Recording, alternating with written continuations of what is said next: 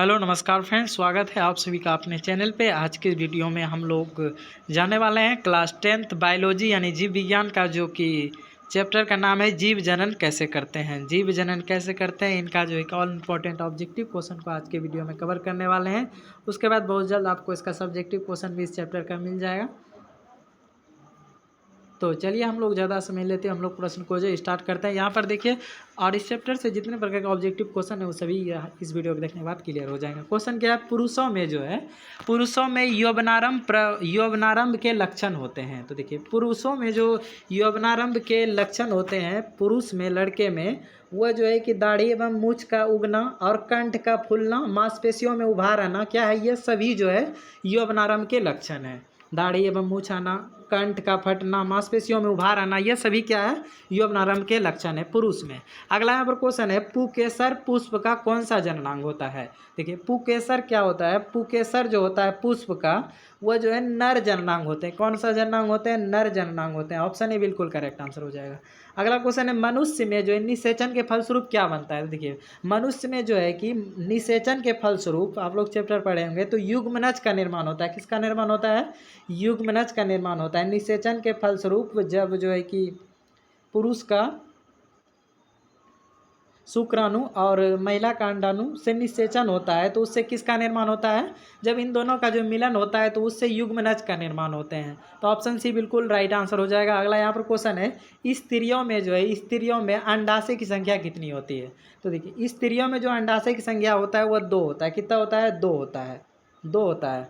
अगला यहाँ पर क्वेश्चन है, शुक्राणु का निर्माण होता है। तो देखिए, शुक्राणु का जो निर्माण होता है, शुक्राणु, यह जो है कि नरलिंग है, और ये शुक्राणु का निर्माण नर के शरीर में होता है, और नर में जो है वृषण में इसका निर्माण होता है। शुक्राणु कहाँ होता है, वृषण में होता है।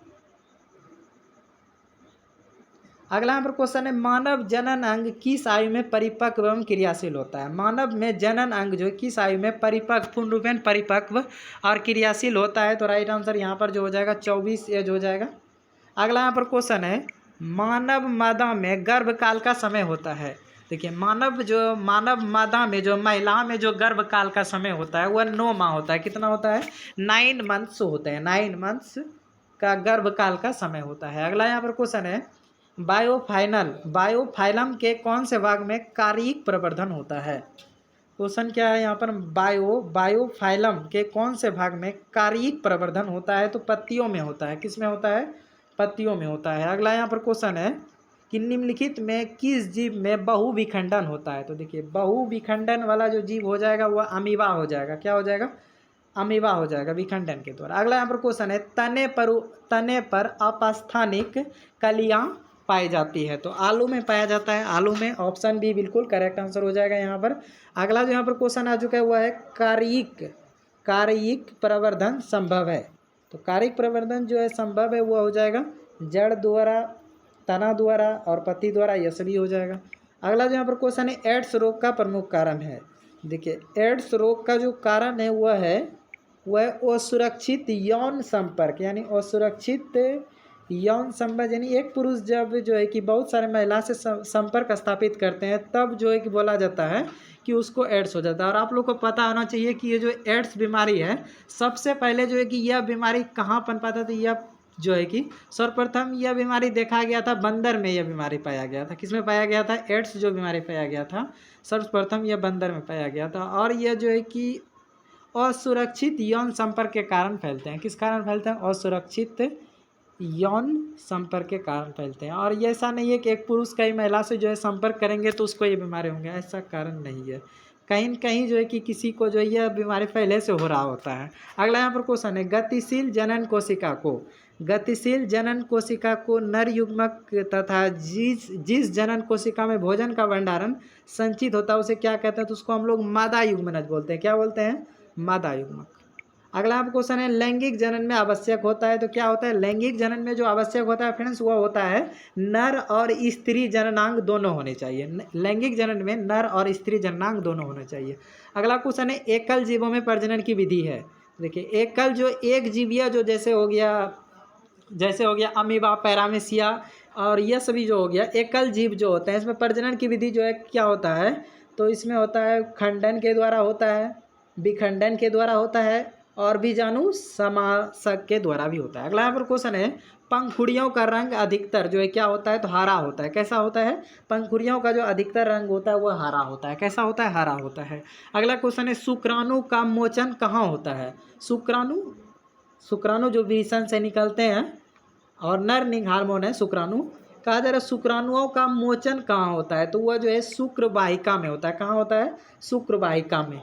अगला यहाँ पर क्वेश्चन है, माँ के रुधिर से पोषण मिलता है। देखिए, माँ के रुधिर से जो है पोषण किसको मिलता है, तो भ्रूण को मिलता है, भ्रूण को। अगला यहाँ पर क्वेश्चन है कि इनमें कौन अलैंगिक जनन की विधि है। तो देखिए यहाँ पर अलैंगिक जनन के विधि के अंतर्गत जो है विखंडन भी आ जाएगा, मुकुलन भी आ जाएगा और बीजाणु जनन ये सभी हो जाएगा। अगला यहाँ पर क्वेश्चन आ चुका है फ्रेंड्स। देखिए यहाँ पर अगला क्वेश्चन है कि जनन कितने प्रकार के होते हैं। देखिए जनन जो है 2 प्रकार के होते हैं, आप सभी पढ़े हैं चैप्टर, तो लैंगिक जनन और अलैंगिक जनन आप सभी को पता है। अगला क्वेश्चन, निषेचन के फलस्वरूप अंडाशय की दीवारें बनाती है। तो देखिए निषेचन के फलस्वरूप क्या होता है, तो युग्मनज का निर्माण होता है और इससे क्या होता है, तो इससे फल का निर्माण होता है, यानी भ्रूण का निर्माण होता है, फल का निर्माण होता है। अगला यहाँ पर क्वेश्चन, निषेचन की क्रिया किस जीव में मुख्यतः होती है।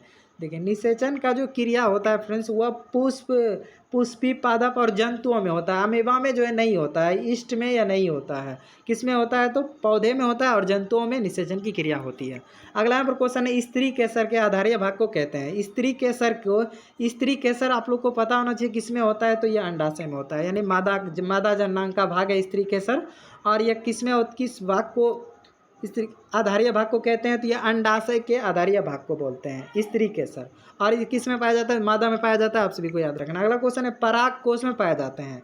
तो पराग कोष में जो पाए जाते हैं परागकण पाए जाते हैं। क्या पाए जाते हैं, परागकण पाए जाते हैं। अगला यहाँ पर क्वेश्चन है, पुष्पी पादपों में लैंगिक जनन होता है। तो पादपों में जो कि फल वाले जो पौधे होते हैं उसमें जो है लैंगिक जनन होता है। और किससे होता है, तो फूलों के द्वारा होता है। किसके द्वारा होता है, फूलों के द्वारा जो है पौधे में जनन होते हैं। अगला यहाँ पर क्वेश्चन है, मुकुलन द्वारा प्रजनन किस में होता है। देखिए ईस्ट में आप सभी को याद रखना है कि ईस्ट में जो होता है, ईस्ट में जो जनन होता है वह मुकुलन के द्वारा होता है। किसके द्वारा होता है, मुकुलन के द्वारा। अगला यहाँ पर क्वेश्चन है, निम्नलिखित में कौन एक लिंगी पादप का उदाहरण है। तो देखिए यहाँ पर पपीता जो है एक लिंगी पादप का उदाहरण है। अगला यहाँ पर क्वेश्चन है, मानव मादा के जनन तंत्र का भाग नहीं है। तो यहाँ पर देखिए मानव मादा के जो है यहाँ पर है जननांग भाग नहीं है। यहाँ पर शुक्र वाहिका जो हो जाएगा यह पुरुष जननांग भाग है जिसमें शुक्राणु का निर्माण होता है। उसके बाद यहाँ पर जो और ऑप्शन है अंडाशय, यह जो है कि मादा जननांग है। और गर्भाशय भी क्या है, मादा जननांग ही है। और डिम्बाइनी जो है यह भी क्या है, मादा जननांग ही है। और उसके बाद यहाँ पर शुक्र वाहिका हमसे जो एक पूछा जा रहा था कि मादा जनन तंत्र का भाग नहीं है, तो शुक्र वाहिका क्या है, तो यह पुरुष जननांग होते हैं, मादा जननांग नहीं होते हैं। अगला चलिए अगले क्वेश्चन की ओर चलते हैं। अगला यहाँ पर क्वेश्चन है, मानव मादा में निषेचन होता है। तो देखिए मादा मानव में यानी महिला में जो निषेचन होता है वह कहाँ होता है, तो फेलोपियन नलिका में होता है। कहाँ होता है, फेलोपियन नलिका में।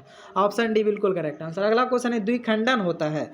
द्विखंडन देखिए किसमें होता है, तो अमीबा में किसमें होता है, अमीबा में द्विखंडन विधि होता है। मुकुलन विधि के द्वारा जो है अमीबा अपना भोजन जो है तैयार करते हैं। अगला क्वेश्चन है, फूलों में नर प्रजनन अंग होता है। तो फूलों में जो नर प्रजनन अंग होता है वो पुकेसर होता है। क्या होता है, पुकेसर होता है। अगला क्वेश्चन है, मुकुलन द्वारा अलैंगिक जनन होता है। तो मुकुलन द्वारा अलैंगिक जनन हाइड्रा में होता है। किस में होता है, हाइड्रा में होता है। अगला क्वेश्चन है, खंडन द्वारा जनन अंग होता है। तो देखिए खंडन के द्वारा जो जनन होता है वह सितारा मछली में होता है। किस में होता है, सितारा मछली में होता है। अगला क्वेश्चन है, तने द्वारा कारिक प्रवर्धन होता है। तो तने द्वारा जो कारिक प्रवर्धन होता है फ्रेंड्स वह होता है पुदीने में, हल्दी में, अदरक में, यह सभी हो जाएगा। अगला क्वेश्चन है, वह पराग कोष में होते हैं। पराग कोष में जो क्या होते हैं फ्रेंड्स, पराग कण होते हैं। क्या होते हैं, पराग कण होते हैं। अगला क्वेश्चन है, हाइड्रा में प्रजनन की विधि निम्न में कौन सी है। तो हाइड्रा में जो है कि मुकुलन के द्वारा जो है प्रजनन कराया जाता है। अगला यहाँ पर क्वेश्चन है, लिंग गुण सूत्र का पूर्ण जोड़ा पाया जाता है। लिंग सूत्र का जो गुण पूर्ण जोड़ा पाया जाता है वह स्त्री में पाया जाता है। किसमें पाया जाता है, स्त्री में पाया जाता है। अगला यहाँ पर क्वेश्चन है, ऋतु स्त्राव या रजो धर्म का समय होता है। तो देखिए ऋतु स्त्राव या रजो धर्म जिसको एमसी भी बोला जाता है, उनका जो समय काल होता है वह 2 से 8 दिन होता है। कितना दिन होता है, 2 से 8 दिन का समय होता है। अगला यहाँ पर क्वेश्चन है, और आप लोग को पता होना चाहिए कि ये जो रजोधर्म है, यह जो आरंभ होता है, ये 12-13 से जो है ये आरंभ हो जाता है, याद रखना। अगला क्वेश्चन है, मादा जनन तंत्र में दोनों अंडवाहिकाएं संयुक्त होकर एक लचीली थैलीनुमा संरचना का निर्माण करता है, जिसे क्या कहते हैं? तो देखिए, मादा जनन तंत्र में दोनों अंडवाहिकाएं संयुक्त होकर के एक लचीला थैलीनुमा संरचना का निर्माण करता है, जिसे क्या कहते हैं? जिसको हम लोग गर्भाशय बोलते हैं। क्या बोलते हैं? गर्भाशय बोलते हैं। ऑप्शन सी बिल्कुल करेक्ट आंसर हो जाएगा। अगला यहाँ पर क्वेश्चन है 14 नंबर क्वेश्चन है, निम्न में से कौन मादा में जनन तंत्र का भाग नहीं है? तो देखिए, मादा में जनन तंत्र का भाग नहीं है, शुक्रवाहिका ही तो नहीं है, उसके बाद अंडाशय तो होगा ही, गर्भाशय भी होगा और डिम्ब वाहिनियाँ भी होगा। ये अगला क्वेश्चन है, अलैंगिक जनन मुकुलन द्वारा होता है। अलैंगिक जनन मुकुलन द्वारा जो है किस में होता है फ्रेंड्स? ईस्ट में होता है। किस में होता है? ईस्ट में होता है। अगला क्वेश्चन है, भ्रूण के जिस भाग से तना पत्तियाँ बनती है उसे क्या कहते हैं? तो भ्रूण के जिस भाग से तना पत्तियाँ बनता है उनको हम लोग जो है प्राकुर कहते हैं। क्या बोलते हैं? प्राकुर बोलते हैं। अगला यहाँ पर क्वेश्चन है, फूल का कौन सा भाग फल में बदलता है?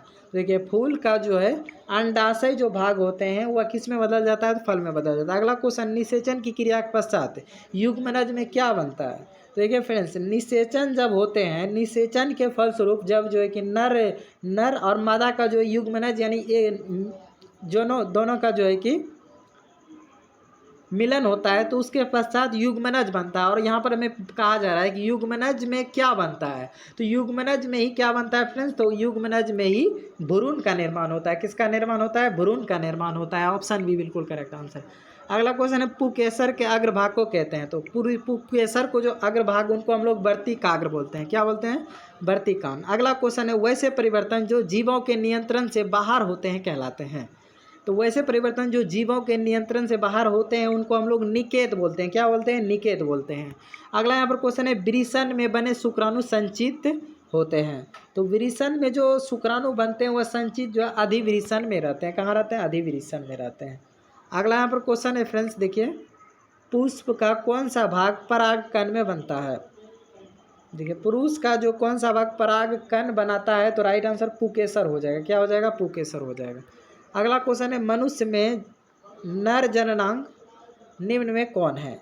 तो पुरुष में जो नर जननांग है फ्रेंड्स वह हो जाएगा, देखिए यहाँ पर आप सभी को पता होगा कि वृषण जो है, वृषण भी मनुष्य के नर जननांग शिश्न में ही पाया जाता है। और शुक्रवाहिनियाँ भी, शुक्राणु भी जो है मानव में ही पाया जाता है। और मूत्र मार्ग भी किस में पाया जाता है? मानव में ही पाया जाता है। अगला क्वेश्चन में सभी इसका राइट आंसर हो जाएगा। अगला क्वेश्चन है, स्त्रियों में यौवनारंभ के लक्षण हैं।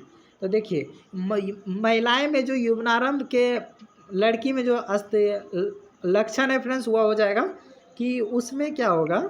उसमें स्तनों में वृद्धि होगा, उसके स्तनों में। उसके बाद है नितंबों में उभरना होगा। रजोधर्म का प्रारंभ होगा जो कि 12-13 से जो है कि प्रारंभ हो जाता है। और जिसमें नहीं होता है तो उनको समस्याएं होता है। ठीक है, हर चीज़ जो होना जो बहुत जरूरी है। तो इस तरह से जो है कि हमने यहाँ पर इस चैप्टर का all important objective question cover किया। वीडियो अच्छा लगा वीडियो को लाइक कीजिए, चैनल पहले चैनल को जरूर सब्सक्राइब कर लीजिए।